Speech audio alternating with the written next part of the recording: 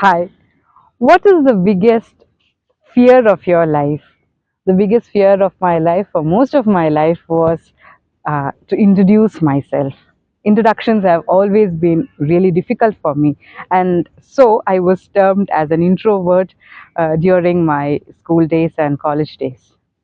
However, I am not at all an introvert.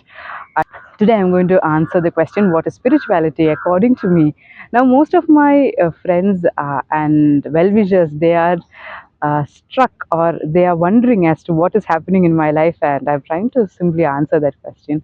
I didn't have a normal childhood. I didn't have my parents or siblings with me while I was growing up, and they were not at all present in my life. So whenever someone asked me to introduce myself, I always felt awkward because I didn't know my parents at all.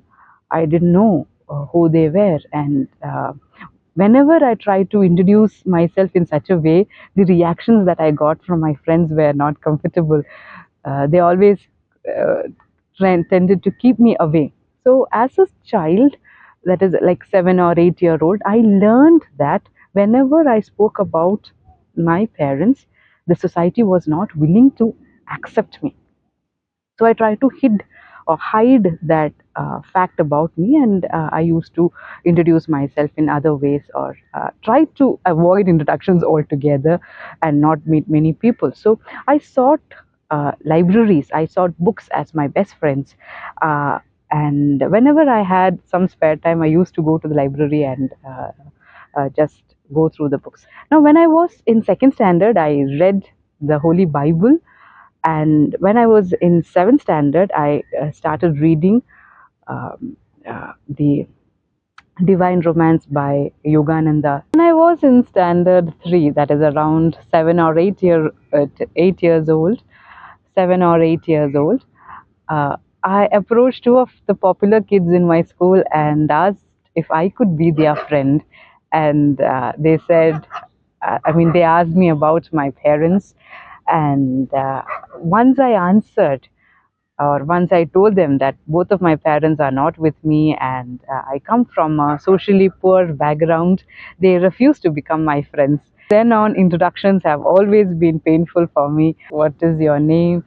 And what is your father's name? And where do you come from? And all those questions were quite difficult for me. And most of the people say that there are two kinds of people, like introverts and extroverts. So it's all basically, it all comes down to choice, isn't it? So nobody chooses to be an introvert. It is just that circumstances make the person an introvert, or makes the person or maybe there are some events that happen in their life that prevents them from heading uh, or going and talking to someone, or just introducing themselves. So my story is this one. It's a very bad story, but what I try to say is, since I understood that I am quite different from other children of my age group or of my class and my friend circle, I started questioning, um, uh, I started questioning about my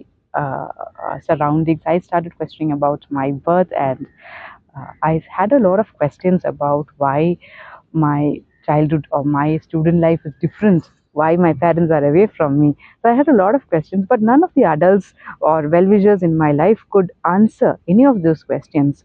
So I felt abandoned, and I felt that I'm just hanging there in void. So that was quite painful, and that's when I started searching about the subtler aspects of life, about spirituality. So I understood that there is something beyond our physical being, and that could possibly answer my questions.